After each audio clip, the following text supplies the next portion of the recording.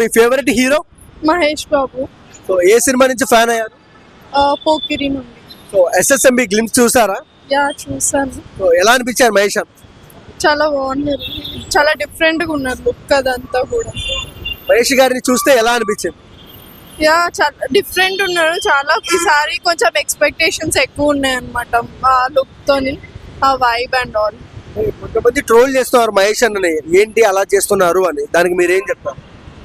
చేసే వాళ్ళు చేస్తూ ఉంటారు, ఎవరి ఒపీనియన్ వాళ్ళది, we can't judge by it.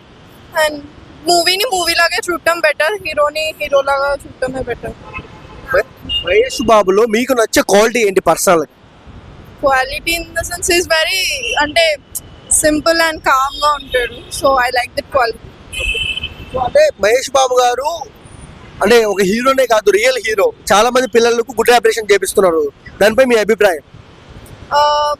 It's very good thing, అంటే అలా చేయడానికి కూడా ఒక మంచి హార్ట్ ఉండాలి. I feel like he has a good heart and very kind person.